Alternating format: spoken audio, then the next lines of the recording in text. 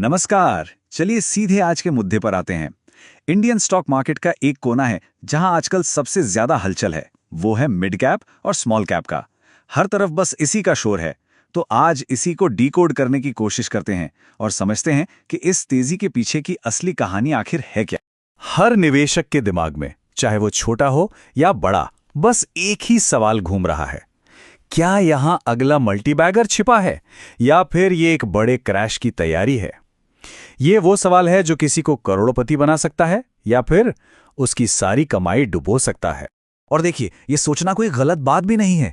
हमारे सोर्स के हिसाब से लगभग हर दूसरा इन्वेस्टर इसी उम्मीद से पैसा लगा रहा है।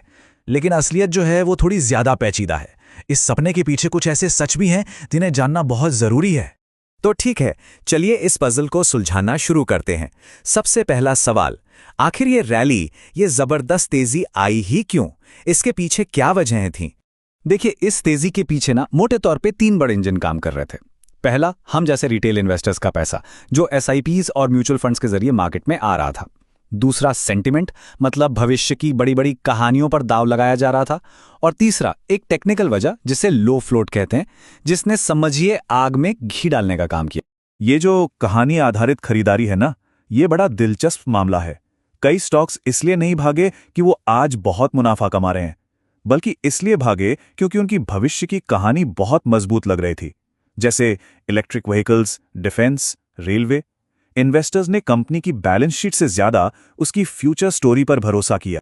तो ये लो फ्लोट क्या चीज है? बहुत आसान शब्दों में समझिए।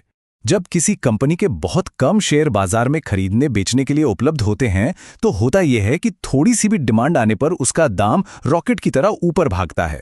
और स्मॉल कैप्स में अक्सर यही देखने को मिला। लेकिन हम सब जानते हैं, सिक्के का एक दूसरा पहलू भी होता है। हर तेजी अपने साथ कुछ जोखिम भी लेकर आती है। तो अब जरा कहानी के उस हिस्से पर चलते हैं और देखते हैं कि असली खतरा कहां कहां छिपा हो सकता है। सबसे पहली और सबसे बड़ी खतरे की घंटी है वैल्यूएशन। कई स्टॉक्स अपनी असल कमाई के मुकाबले 100 से 300% तक ज्यादा महंगे हो चुके हैं। इसका मतलब यह है कि अगर उनकी ग्रोथ की स्पीड जरा सी भी कम हुई तो गिरावट बहुत तेज और बहुत गहरी हो सकती है। दूसरा बड़ा सरदर्द है लिक्विडिटी। अब ये क्या है? देखिए, लार्ज कैप स्टॉक्स में जब कोई शेयर बेचना चाहता है तो खरीदार आसानी से मिल जाते हैं। लेकिन स्मॉल कैप में जब मार्केट गिरता है ना, तो खरीदार ऐसे गायब हो जाते हैं जैसे गधे के सर से सींग। और तब निवेशक चाहकर भी अपनी पोजीशन से बाहर नहीं निकल पाता। और एक और अंधेरा कोना है, ऑपरेटर्स का खेल।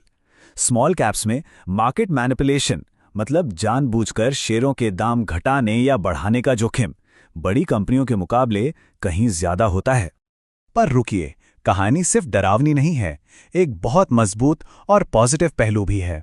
भारत की जीडीपी ग्रोथ स्टोरी मजबूत है, घरेलू डिमांड बढ़ रही है। और ये नहीं भूलना चाहिए कि आज की बड़ी बड़ी कंपनियां जैसे इन्फोसिस और टाइटन एक जमाने में मिड कैप ही तो थीं। असली इनोवेशन और तूफानी ग्रोथ अक्सर इन्हीं छोटी कंपनियों से निकलती है। तो हमने तेजी के कारण भी देख लिए और जोखिम भी समझ लिए। अब सवाल ये उठता है कि इन दोनों को मिलाकर देखा कैसे जाए। एक निवेशक के लिए आगे का रास्ता क्या होना चाहिए? तो सबसे जरूरी बात यह है कि ये दोनों हो सकता है। ये स्टॉक्स मल्टीबैगर भी बन सकते हैं और बुरी तरह क्रैश भी हो सकते हैं। सारा फर्क इस बात से पड़ता है कि कौन सा स्टॉक चुना गया है। जिन कंपनियों की बैलेंस शीट कमजोर है और जो सिर्फ हवाई बातों पर चल रहे हैं, वो क्रैश होंगे। और जिनके फंडामेंटल्स मजबूत हैं, वो आगे बढ़ेंगे। और यही इस पूरी बातचीत का सबसे बड़ा निचोड़ है। मिड कैप या स्मॉल कैप सेगमेंट अपने आप में अच्छा या बुरा नहीं है। असली खेल सही कंपनी, सही बिजनेस और सही स्टॉक चुनने का है। तो फिर एक स्मार्ट अप्रोच क्या हो सकती है? देखिए, 3 बहुत सीधे साधे कदम हैं। पहला, हमेशा क्वालिटी पर फोकस करें। दूसरा, सिर्फ शोर शराबे और हाइप पर चल रहे स्टॉक से दूर रहें।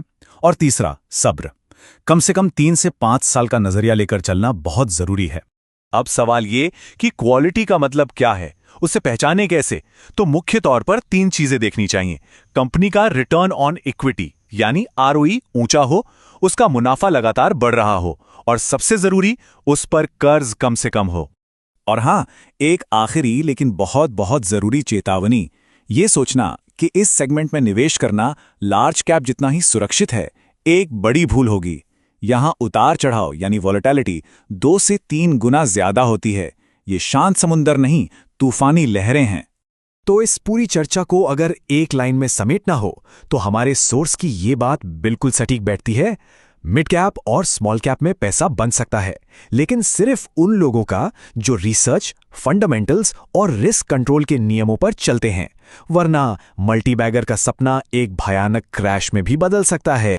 और हमेशा की तरह एक जरूरी बात याद रखें कि कोई भी निवेश करने से पहले अपने वित्तीय सलाहकार से सलाह लेना बेहद जरूरी है। DGN Capital Management, your success our priority.